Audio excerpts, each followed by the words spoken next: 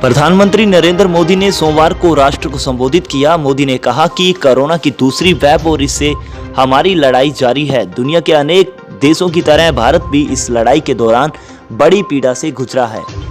हम में से कई लोगों ने अपने परिजनों और परिचितों को खोया है। ऐसे सभी परिवारों के साथ मेरी पूरी संवेदनाएं हैं।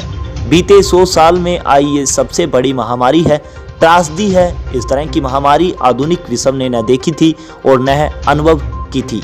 मोदी ने कहा कि इतनी बड़ी वैश्विक महामारी से हमारा देश कई मोर्चों पर एक साथ लड़ रहा है। कोविड अस्पताल बनाने से लेकर आईसीयू बेड्स की संख्या बढ़ाना, वेंटिलेटर बनाने से लेकर टेस्टिंग लैब का नेटवर्क तैयार करना हो। बीते 1.25 साल में ही देश में एक नया हेल्थ इंफ्रास्ट्रक्चर तैयार किया गया है।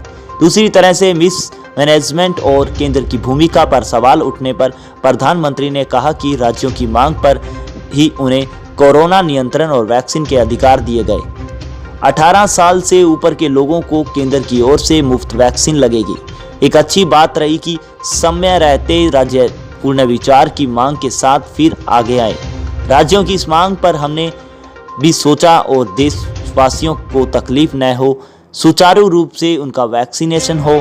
इसके लिए 16 जनवरी से अप्रैल अंत वाली व्यवस्था को फिर लागू किया जाए। आज ये फैसला लिया गया है कि राज्य के पास वैक्सीन से जुड़ा जो 25% काम था, उसकी जिम्मेदारी भारत सरकार उठाएगी। ये व्यवस्था 2 हफ्ते में लागू की जाएगी। केंद्र और राज्य सरकार मिलकर नई गाइडलाइन के अनुसार जरूरी तैयारी कर लेगी। संयोग है कि 21 जून को ही अंतर्राष्ट्रीय योग दिवस भी है। 21 जून सोमवार से देश के हर राज्य में 18 साल से ऊपर के लोगों के लिए भारत सरकार राज्यों को मुफ्त वैक्सीन उपलब्ध करवाएगी। वैक्सीन निर्माताओं से कुल उत्पादन 75% हिस्सा खुद खरीदकर राज्य सरकार को मुफ्त देगी। किसी भी राज्य सरकार को वैक्सीन को कुछ भी खर्च नहीं करना होगा।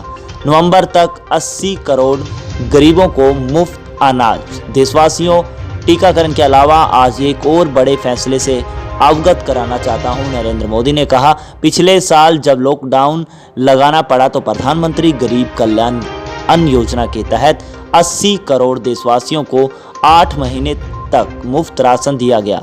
दूसरी वेव के कारण मई और जून के लिए भी ये योजना बढ़ाई गई।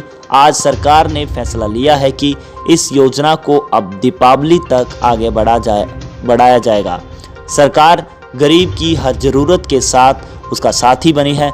नवंबर तक 80 करोड़ गरीबों को तय मात्रा में मुफ्त अनाज उपलब्ध होगा।